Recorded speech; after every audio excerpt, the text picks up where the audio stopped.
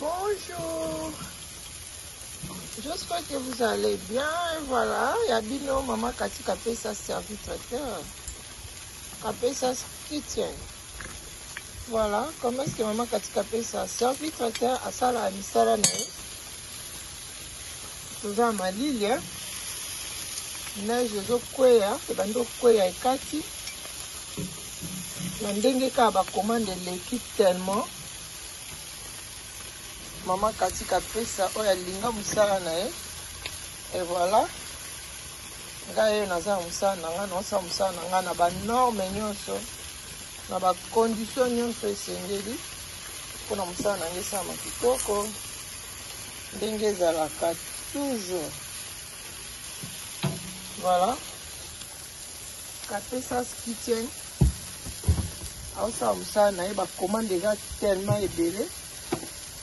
Et voilà, ngayo na malili na bini pona olasa toujours ba yanga ke oza kapassion nanga natali malili te na bini ngayo na bini na zo tumba biloko yanga malgré malili.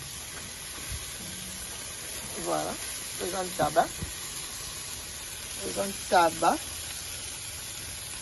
taba loboko ya Kati Kapesa service traiteur Kapesa kitchen.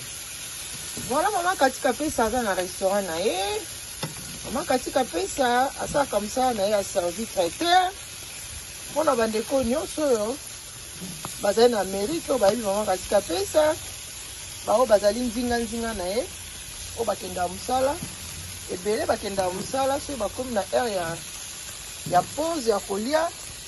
Babenga toujours maman Kati Kapesa oya simba masolo na état nae ya Illinois. Et puis, ça est la bango delivery, free delivery, voilà. Biso wana, toza wana, pona kosala, toujours musala na biso, pona kosepesa baya biso. Tozo tumba ntaba ya biso, spécialité na nga ezali, ntaba ngulu, tout ce qui est grillade, wana vraiment ezali spécialité na ngai. Et voilà. Soki tokei pe na biloko ya sauce ya kolamba naza toujours numéro 1.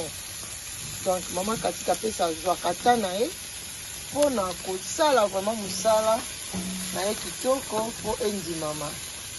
Tellement nalingaka mosala na nga mingi, nalingaka chaque fois soki nasali mosala na nga eke bato bameki biloko wana ifo basepela yango. Nalingaka bato baosepela, nalingaka baotangatanga nkombo na nga na malamu na babienfe na ndenge nasalaka mosala na nga. Et puis ça a toujours esengo. Yango na linga musala vraiment ezali vraiment passion na ngai, ezali musala na ngai. Ndenge yo kenda musala na yo. Esika nyonso osalaka, ngai pe musala na ngai yango oyo.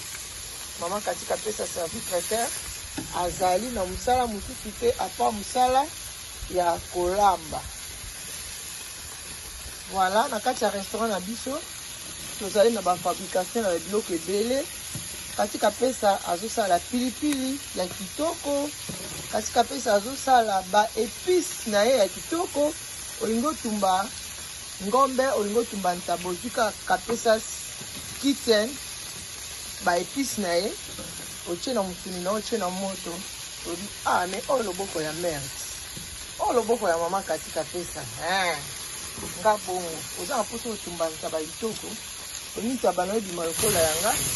Tomba ba épices na ngai o na si na bongisi na che wana très bien conservé nde kosala pilipili na biso tokosala biloko ebele ba épices parce que licence na ngai ezopermettre ngai nasala biloko nyonso wana non seulement kolamba na otika bino ba épices na ngai online bokoma osomba yango bokomande yango ekotambola mokili mobimba partout dans le monde, partout à travers le monde, Europe, monde entier mobimba balia loboko ya maman Kati Kapesa ba ono to basepelaka na elubu o maman Kati Kapesa service traiteur salaka.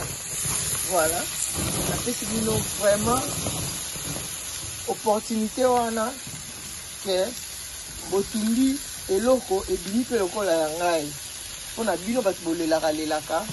Voilà, na kanisi bino na tiki bino te, on est ensemble. Voilà, vous passez par commande à bino s'il vous plaît.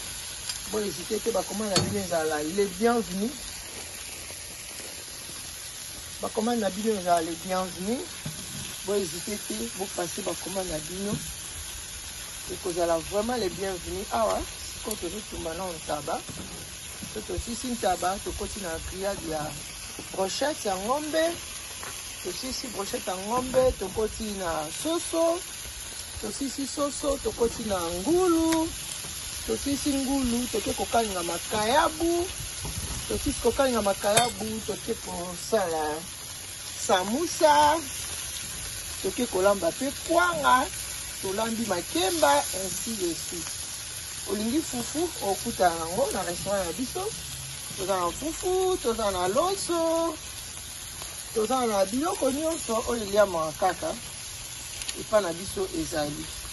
Olingi mosaka ya ndombo ya mosaka tokosalela yo. Recette nyonso olingi, soki oluki yango epa na biso okozwa yango. Epuis na talo malamu. Okolia kitoko pe okotonda. Bino bomoni na restaurant na biso na mindele bazolia ba fufu. Fufu, pondu, ntaba, pour bandima yo. Voilà, il faut oser vraiment temps. Ozi temps na yo sel musana kitoko. Eliami pe mobimba bandimi. Voilà, to vraiment to ça vraiment nécessaire mingi. Pour continuer à soutenir biso. Na ba appel na bino. Ça va commander na bino et ça la biso bien. Voilà, nde toloba ba remarque na bino ezala toujours là les bienvenus. On a biso tolingaka pour améliorer. Voilà, pour améliorer tous les jours. Voilà, on va pour améliorer musana biso tous les jours tout ça musana biso. Toujours comme conseil na bino peut toujours améliorer. Comme on est ensemble, soutenons-nous, vivons, mangeons congolais. Mangeons congolais, mangeons congolais. Olingo conserve battre la santé dans les aladiens, les boubeux quoi yaroté, aux alapenza donc très présentable, balobi consommons congolais, aux aladessus et voilà. Je vous aime tous, bisous à suivre. On a ba oignon, on a ba s'abonner à la chaîne à bisoté. L'invité vient de s'abonner massivement avec maman Katika Pesa. Vous s'abonner et puis vous partager la vidéo à bisoté ça à bisoté. On est ensemble, hein? Bisous. Bye bye.